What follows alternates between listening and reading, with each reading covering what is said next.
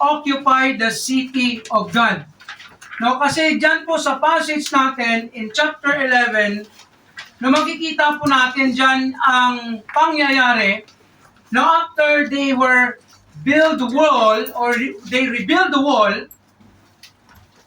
nagkaroon sila ng safety, no, nagkaroon sila ng protection, no, from the enemies, no, na-restore na yung wall, na-restore na yung safety, na-restore na yung worship, no, and yung mga tao, if we look back in previous chapters, na nagkaroon sila ng revival, no, sa kanilang puso, sa kanilang isip. But the problem, no, na nag-arise, or the another problem that they need to solve is the people. What do we mean by that? The city, no, where they build the wall, lack of people. Yan po ang problema. Kahit gaano kaganda ang city, pero kung ang tao dyan kulang, no, konti, parang useless. And the city needs more people or population. Of course, mayroon namang city na parang overpopulated na, no? Congested, hindi na siya maganda, no? Hindi maganda kung sobrang dami ang population, hindi rin maganda kung sobrang konti. And that's the problem in the city of God. I call the word city of God kasi, no, in that chapter, in Nehemiah chapter 11, tinawag po dyan ang Jerusalem na, no, the holy city. And that's the first time that the Jerusalem, no, was called the holy city. And when we say holy city, no, it reflects that place, no, is a chosen by God and called holy city because it was sanctified by God. And that's why we can call it, or some other, no, Bible passages called it the city of God. Of course, that's a literal, no, city, but you know what, in the Bible, no, yan po ang yung picture. But in the coming future, we have the holy city, ang tinatawag diyan sa Revelation, the new heaven and the new Jerusalem. That's the final city that we could be, no, as Christians. So in this context, in this story, no, although the story is about the Jews, about the city of God, the holy city, the Jerusalem, na nagkaroon sila ng problem na kulang ang tao, no, it is also, although para sa Jews yan, but the implication for us is like the community of believers. And what do we mean by community of believers? It called in the Bible the church. The group of believers, or even the local church, kahit gaano kaganda ang isang church, kung kulang at hindi at walang tao diyan, no, that is nothing. Especially the building that we're talking about. So that's why ang message na ito, it is also applicable, or there is implication to us that as Christians, no, we must also occupy the church of God. No, of course, pag sinabi mong church of God, it refers primarily to the people, but when we can understand it that the place where God set, no, the church, we can call it also the church of God. That's why as Christians, no, we need to occupy, no, wherever God put you in the place, especially, no, in the local church that we are saying, we need to occupy. Praise God, puno tayo, walang bakanting na upuan. Baka may dumating ka, tayo na lang siya, hindi okay lang. So, ayan po ang lesson natin dito that we will consider. So, ang question natin dyan, and we will, no, take it literally to them, and also we will apply it in our life as Christians in our time. Okay na po ba yung sound ko dyan? Kasi parang feeling ko, hindi gumagana yung mic ko. Meron po ba? Okay, so let's continue. So ang question dito is, who will occupy the city of God or the church of God in our implication? No, sino ba talaga ang dapat? Kasi ganito yon. Yung Jerusalem, na-build na yung wall, kulang ang tao, so ang plano, there must be people that will reside or dwell in Jerusalem. No, kasi ang mga tao kasi scattered eh.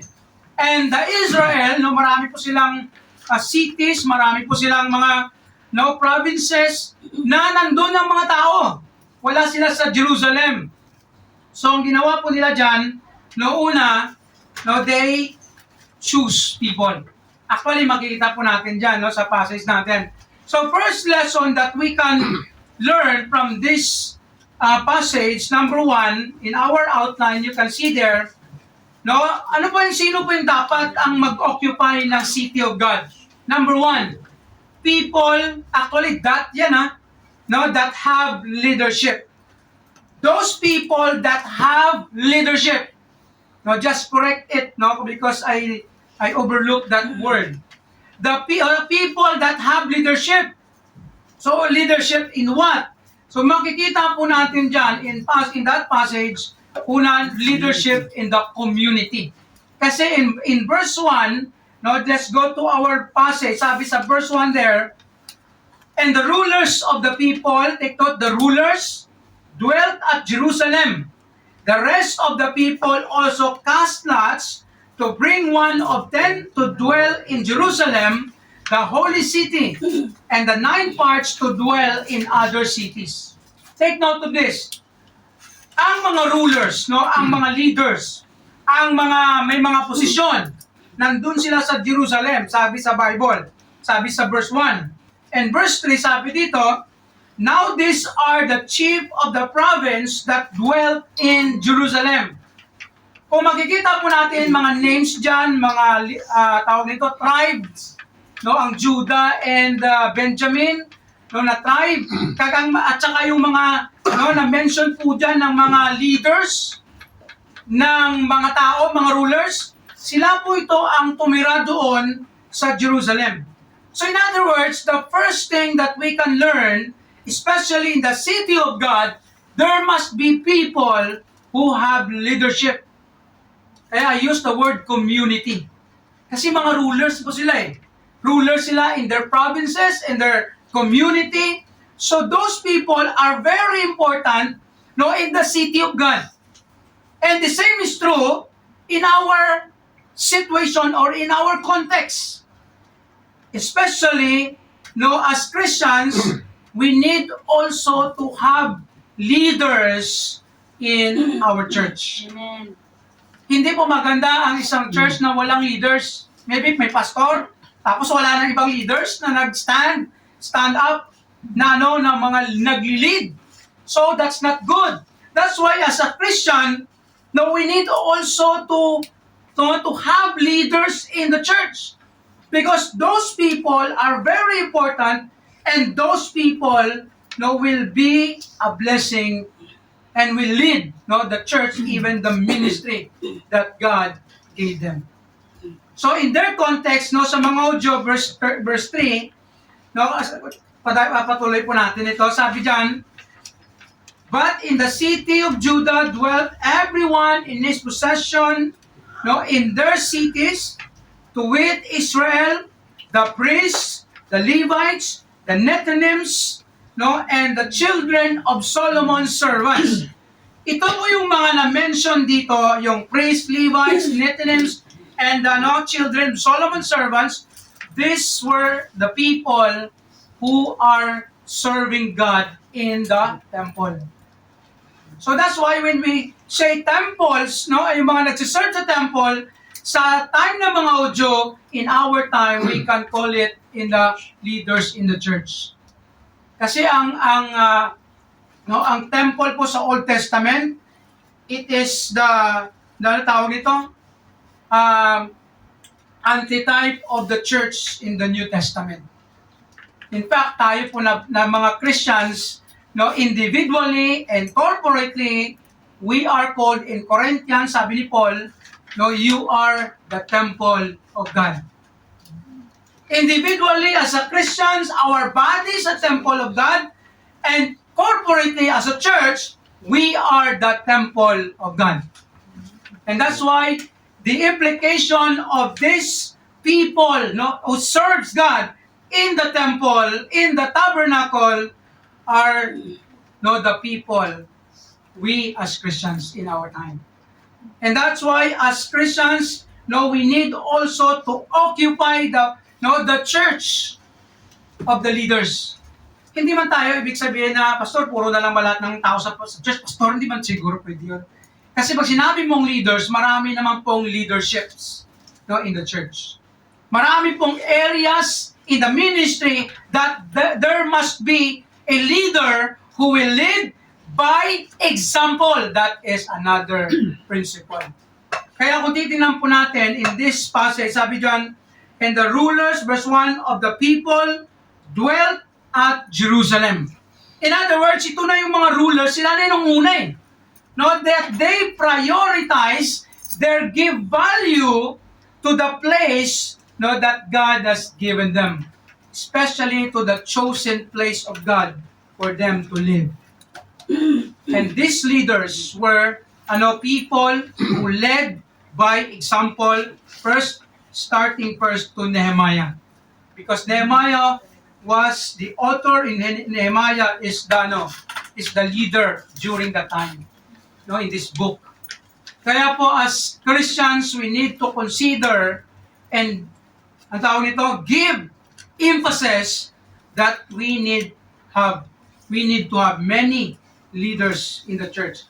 Kaya po verse 10, no, and verse 11 sabi diyan, of the priests, take note of this, no, Jedaiah, the son of Jehorib, Jachin, paala na ko kung pag-pronounce dyan, hindi man tayo mga Hebrew. Verse 11, no, Siraiah, the son of Hilkiah, the son of Meshulam, the son of Zadok, the son of Merayot, and the son of Ahitub was the ruler of, take note of this, the house of God. That's the temple. And even the church must have these people who will lead. Kaya alam niyo po, mahirap ang isang church pag walang pastor or walang leaders na tumatayo at nagiging good example sa mga tao, especially sa mga Christians. Kaya po yan po ang emphasis dito. And sabi dito, na-mention pa, no, si Shabbatai, no, Josabad of the chief of the Levites had the oversight of the outward business of the house of God. Ano pong ibig sabihin? May business pa pala yung house of God. Anong ibig sabihin yan? That is the business or the ministry outside the temple. Because ang ministry, hindi lang naman po yan sa loob ng church. We need to consider that our ministry as Christians, as a church, is not only in this church. Kasi minsan ang mindset po natin ng mga tao, especially tayo, ng mga, sa generations natin, we thought that we serve God, we worship God, we do things for God, of God, only inside the church. That's a wrong perspective. Because outside, it is also part of our ministry as a Christian. Kaya diba, sabi nga ni Paul sa mga Christians na mga nagtatrabaho, serve your master as to the Lord. Ibig sabihin na, as you serve your master, as you, work, you need to work and serve your master as to the Lord. Isipin mo na, siniserve mo ang Diyos. Yan po ang principle ng Bible. Because our ministry is not only inside the church, even outside the church is our ministry. Here's our note in that principle, in that point. The church of God must have more leaders that can and will serve the church and the ministry inside and outside of the church. Na tayo ay nagsiserve, hindi lang po dito sa loob. Pag sa labas, wala na. No, we need to serve God. Even outside of this church. The community that we have. Therefore, ito po yung lesson natin that we need to embrace in our heart and mind. Therefore, we must train and aim to produce more leaders in and through the church or the ministry. Kaya po ang goal ng ministry dapat nagtitrain tayo ng mga leaders, nag-i-aim tayo na magkaroon ng maraming leaders na ma-produce through the church or even in the church. Kaya po as Christians, we need to consider this. Especially tayo na mga matagal na Christians. How long have you been a Christian? How many years? And how many people you got influence and become a faithful and a leader in the ministry? How many? Pastor, 20 years na ako, parang wala pa rin, Pastor. Delikado po yun. Because even our primary call to God is to make disciples. Train, teach, to obey, to become a leader in the ministry, what kind of ministry that God will give them. And that's the question that we need to ask in ourselves, especially pag tayo ay matagal na, ilang years na tayo na Christian. Okay lang yan, pag bago ka pa lang na Christian, mga ilang years ka pa lang, but sometimes understandable yun. Pero pag matagal ka na Christian, tapos parang wala ka pa rin may na-disciple, wala kang may na-influence na sumunod talaga sa mga yapak natin, ay delikado yun. That's a very, very, very big questionable sa buhay po natin as Christians. Because the goal of God for us is to become a leader and to train others to be like us. Kaya po sa lesson po natin sa discipleship, ang mga technical terms na ginagagamit sa discipleship, duplicate, magkaroon ka ng copy of yourself, you need to influence, life to life yan, impartation, you need to impart your life as a Christian. You need to show to them and tell them this is Christianity. That's discipleship. Kaya question, sino bang tao, meron na bang tao na sumusunod sa yapak mo? Kung paano ka mag-serve sa Panginoon, meron na ba? That's the question. Kaya po, pag tayo na Christian, that must be our aim in this life. And as a church, that must be our aim in the church to produce leaders. Kasi po, ang church na hindi nag-produce ng leaders, mamamatayan later on. What do you mean mamatay? Hindi man mamatay ang church ni Jesus, hindi naman. But the church, the local church, the congregation, will die later on. Kaya maraming mga church, noong una, okay, then nadi-dissolve. Why? Because there are no leaders na produce. Kaya especially ng mga matatagalan na church, parang tagal-tagal ng church, parang ganun pa rin. Parang una okay, tapos ilang years na, instead na mag-produce, mag-reproduce, ng mga leaders, anong nangyayari? Nagsasubside, hanggang sa nawala, nalusaw. Sana yung church na yun? Wala na yun. For how many years? Okay, pero after a few years, nalusaw na. Because it did not produce leaders in the ministry. And secondly, here we can learn from this passage, sino ba yung mga tao na dapat mag-occupy ng city of God, in our context, the church of God, people that have willingness. Those people who are willing. Pwede ka maging leader, pero hindi ka willing. Pwede? Pwede. Pastor, na-point na ako ni Pastor. Nutos lang ang Pastor. Pwede ka mag-leader na hindi ka willing. Sabihin, parang tinulak ka lang doon. Parang may tumutulak pa sa likod mo. Kasi wala akong magawa. No choice. Kasi binigay sa akin bigla eh. Kaya po, as Christians, we need to consider this. The church must have people who are willing to serve and to sacrifice for God. So ano po yung to what? Para sa ano? Sabi dito, No, balik po to, same lang din yung mga highlights po dyan, to serve the community. Kaya po ang mga rulers dyan na sinabi sa verse 1, no, they are serving the community. No, people who are focusing that they will be a blessing to the community, to the people surrounds him. Kaya po yan po ang mga taong willing to serve. Na kahit saan mo sila dalhin, blessing. Will you agree to that? Are you one of those? Those people na kahit saan mo ipaslak. Ilunggo yan. Kahit saan mo saan mapadpad. Ang mga taong may mga willingness to serve, mga Christian na may willingness to serve God, wherever they are, wherever they go, those people become a blessing in that community, even not Christians. Kaya po tandaan po natin, yan po ang mga bagay na dapat magkaroon tayo ng mga taong ganito. Willing to serve to the people.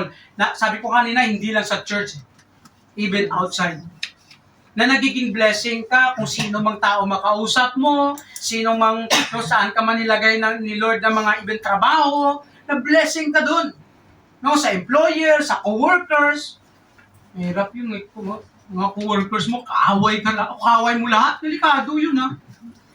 No, minsan may mga ganong tao, may ganong senaryo eh. Na Christian ka, tapos halos lahat ng katrabaho mo, kaaway mo, or something galit sa'yo, ay delikado po yun. Ha? Ibig sabihin, you are not serving well. If that's so. Kasi if we are serving well, yes, maybe may mga taong ayaw sa'yo. Pwede. But not all or not majority. Because if we serve well to the people, to the community, I believe many or majority of people will be blessed to you or through you. At saka makikita nila na he's a good Christian. He's doing great. He's doing well. Hindi man tayo maging perfect. Sometimes siguro nagkakamali tayo. But the majority of the testimony that you showed to them is the light of Jesus or the life of Jesus. That is willingness. Alam niyo, maganda pag willing ka din, no? Kasi masaya ka. Tama? Yes. Hindi ka willing. Maganda pa yung tsura natin. Minsan, dumadating din yan sa buhay namin. Kahit kami ng mga pastors, basta sa trabaho, no, may mga time, I don't know sa inyo, no, may mga time, maybe pastor, parang all the time sa akin, delikado pag all the time. No, may mga time na, ano ba to, Lord? Parang alam yun, parang nabibigatan ka. May mga time, that's the reality. Huwag naman sanang all the time. Kasi pag all the time na yan, delikado na po yun. So we need to have willingness. No, kaya sabi sa verse 1, hindi na natin basahin. Verse 2, ito po yung verse 2, tingnan po natin. Kasi kailangan nila ng tao, so ang ginawa nila, no, actually sa verse 1 dyan, nag-cast lots sila. No, may principle tayo din mamaya. But let's go to number 2, sabi dito. And the people blessed. Ibig sabihin, commend, no, honored, no, parang lift up, ito yung mga tao. All the men, take note of this, that willingly offered themselves to dwell at Jerusalem. That's the term, willingly. In other words, diba, kailangan nila ng tao. So, ang ginawa nila, dapat sa mga tao sa isang city, no, dapat may 10%, no, tithes. Kaya alam niyo, principle ng tithes, no, hindi lang po na-apply sa mga, no, sa money. No, hindi lang po na-apply yung principle of tithing sa Bible, even to the things, even to the people. No, kaya sabi nga ng mga commentator, no, sabi nila, una, ni-require sila ng Diyos sa kanilang mga financial, no, aspects of life, and now God requires them to the community or the people. That so that the Jerusalem will be occupied, they need to get the 10% of the people in certain provinces. So that's why in this No? Bago ang 10% na ito, meron na nag-signify. I am willing to go. No need to cast lots. Wala nang dapat man, no, bunutan o whatever man. Pag sinabi mong cast lots, yung bunutan. Ginagamit po kasi nila yan, no, during the Old Testament times. No, kasi minsan may mga bagay na, no, kailangan ng bunutan eh. Raffle, no, loto, ay wag yung loto. No, baka nagluluto-loto kayo dito ah. So, as a Christian, it's not good for us. No, gambling is not good for Christians. Always remember that. No, kasi okay lang, pastor. May kakilala akong pastor, hindi ba pastor, no, Christian siya, mature. Kaya pastor, wag kami stumble ha. Sabi niya, bakit pastor?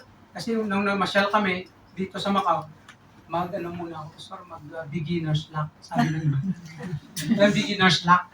No, sa casino daw, beginner's luck. Diya, sabi niya, pastor, wag kami stumble ha. I-try ko lang. I-try ko lang. Hindi siya nagsusugal, pero sabi niya, i-try ko lang to experience.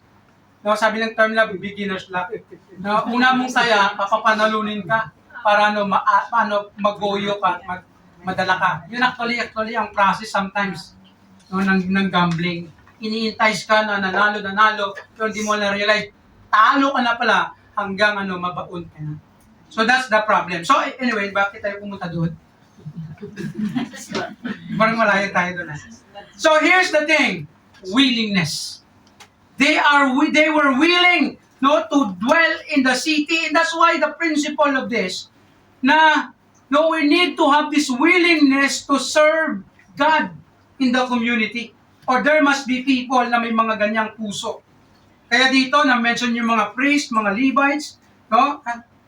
Naka-highlight dyan, no? Take note of this, ang principle, go back to Leviticus, no? Sabi dito ng Panginoon sa kanila, saka sa kanilang law, but the stranger that dwelleth with you in the people, sa mga Hudyo, may mga strangers dyan na nakatira, sabi niya, shall be unto you as one born among you, and thou shalt love him as thyself, for ye were strangers in the land of Egypt. I am the Lord your God. Ano po yun ibig sabihin na yan? Ang sabi ng Diyos, kung may mga hindi Hudyo sa community ninyo, love them, ibig sabihin, hindi lang yan, love na, mahal kita, hindi ganon. Serve them. Be a blessing to them. Kaya alam niyo po, ang principle po talaga ng Bible na dapat magiging blessing tayo, hindi lang po sa mga Christians, even sa mga hindi Christians. We need to do something to serve them. So ang question, anong paraan? Marami. We have a lot of ways that we can serve those people. In fact, sabi nga ni Paul, let's go to the New Testament, Galatians 6 verse 10. No, na-share ko na-mention dito last time. As we have therefore opportunity, sabi ni Paul, he's talking to the Christians, let us do good unto all men. Community.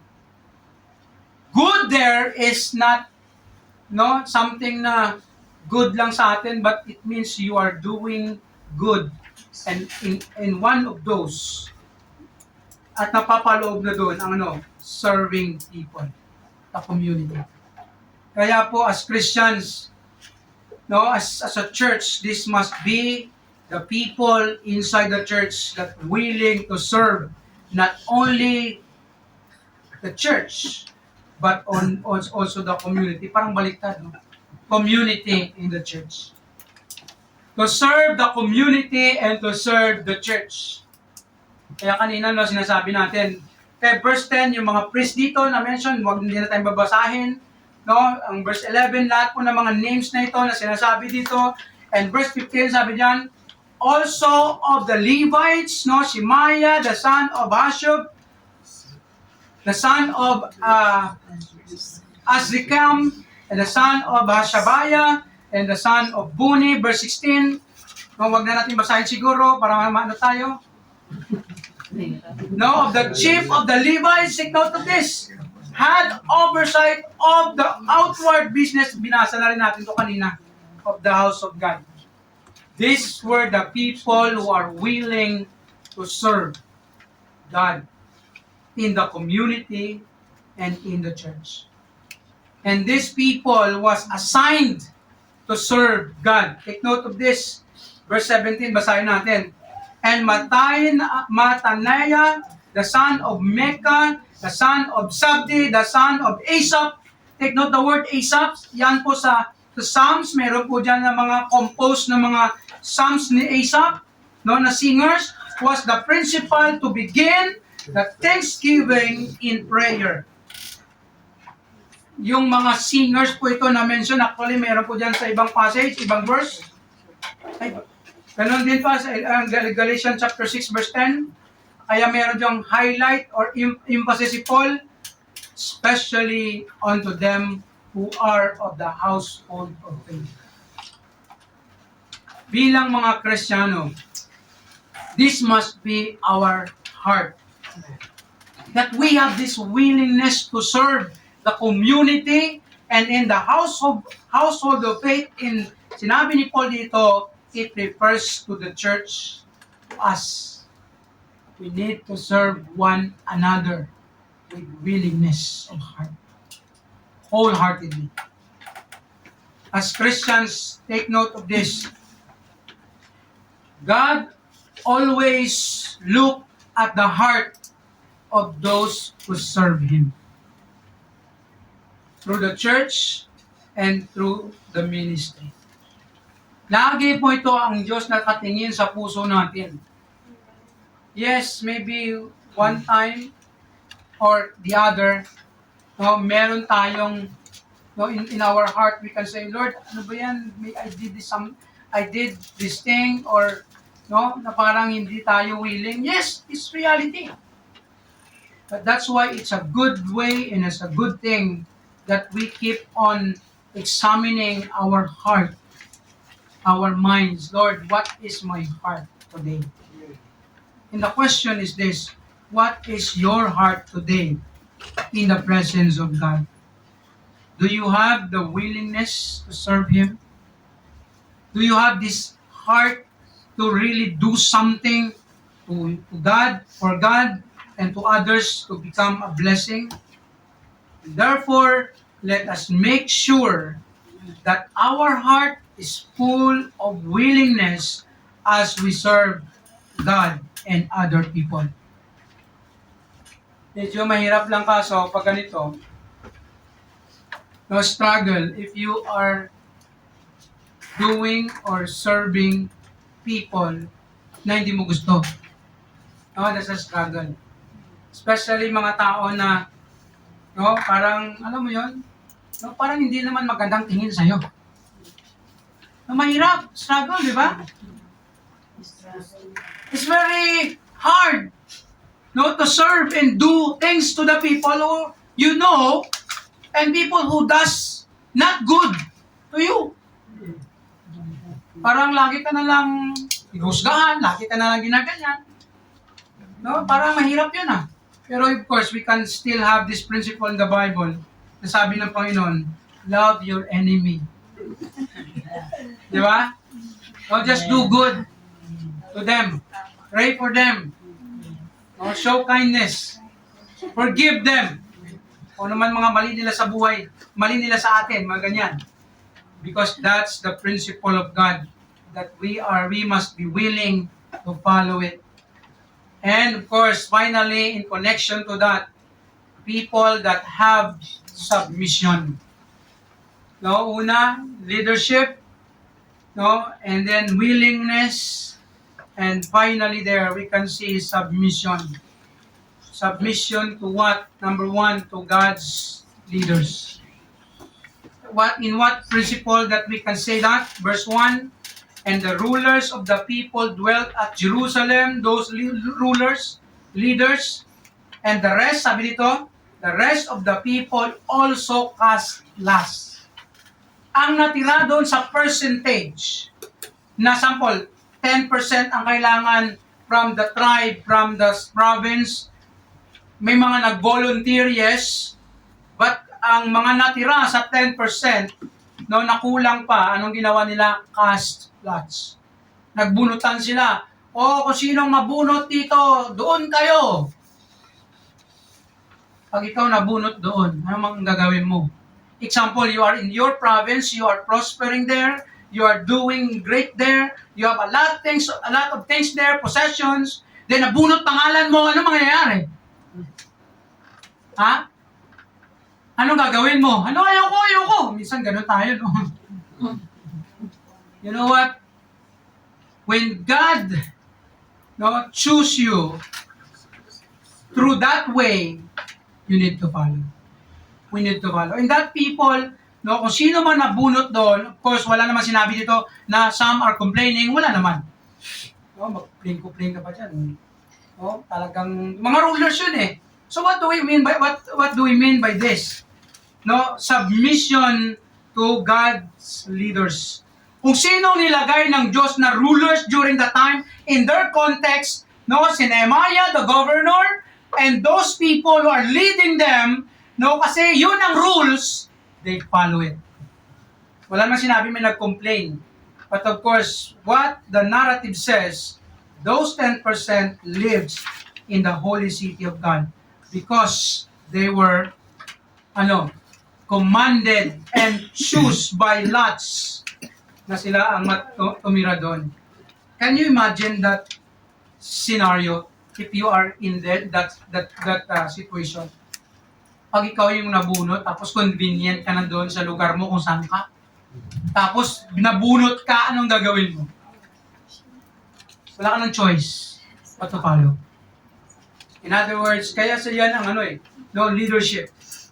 Kaya marami ko din na-mention, hindi na natin babasahin yung verse 10 and 11, same principle, same verses, but the principle is there. Mga mention ng mga pangalan, verse 16, and take note, verse 17. Hebrews 13:17, in relation to the principle of submission to God's leaders. Sabi dito ni Paul, anong author ng Hebrews, obey them that have the rule over you. Sino po yung ibig sabihin ni Paul dyan? He's referring to the Christians that have this position, or sabi niya may mga ruler either or primarily in the church. And sabi niya, and submit yourselves. Submission is God's principle for all Christians. Kaya po we need to have this kind of attitude that we need to learn to submit to the leaders that God gave us. Pastor, paano yun? Ang hirap naman ng leader na yan. Do I need to submit? Who is that leader? If that leader is doing good, doing the right thing for God, submit. If that leader is not doing good or telling you to do something not good, don't obey. Because we need to obey and submit to the leaders who follows God, o ang sinasabi at pinapagawa para lang naman sa Diyos, para sa ikabubuti ng ibang bansa, church, or whatever. We need to submit to that leaders, whether it be in the community or in the church. The question is, do we have that kind of heart, to follow and submit to the leadership that God gave us? Sabi nga ni Paul dito, anong author? For they watch for your souls. And primarily, he refers to the spiritual leaders na binigay ng Diyos, especially in the community of believers in the church. Kaya po as Christians, we need to have this attitude na we need to follow the leadership, especially those people who taking care for your souls. Sabi ni Paul.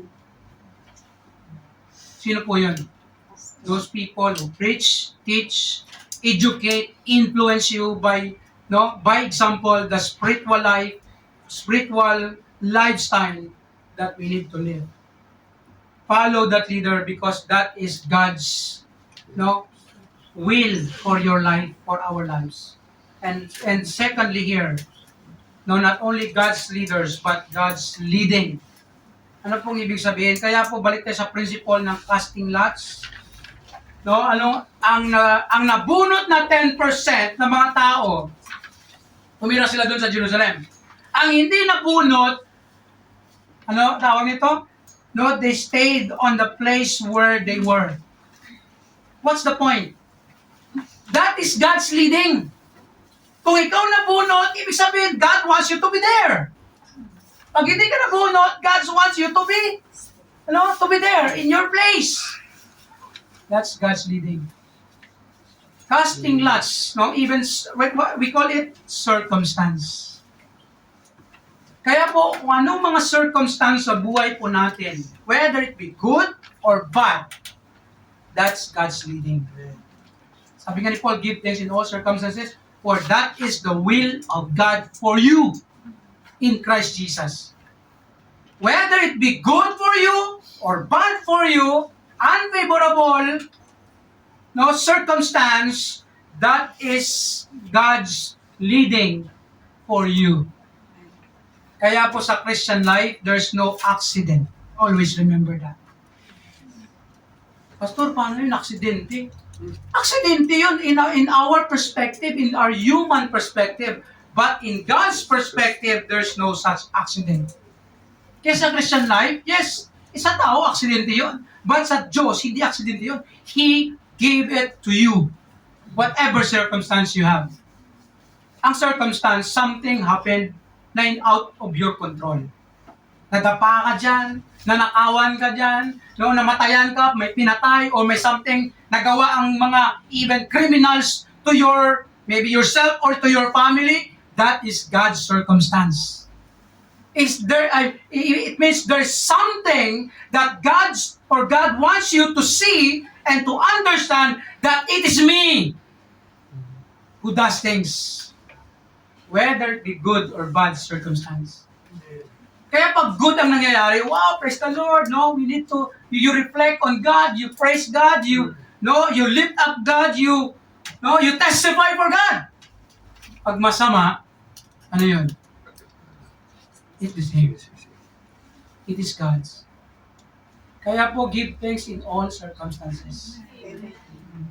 Kahit masakit man yan, sige lang, salamat ka kay Lord. Lord, salamat, Lord. Kahit masakit ang nangyari, kahit masakit ang ginawa sa akin, sinabi sa akin, thank you, Lord, because I am doing the right thing. Amen. Especially if you know that you are not doing evil, or wrong, praise God. Thank Him. Whether it be, actually, in that way, but on the other hand, sometimes, ang mga nangyayari sa atin, hindi siya trials, but discipline pala yon. Kasi may nagawa ka o may ginagawa ka, then hindi disiplina ka ni Lord. Masakit yun. Sino ba masabi, ay, masarap naman ang disiplina ni Lord, ang ganda-ganda. Hindi ganun. Meron ba nagsabi noon?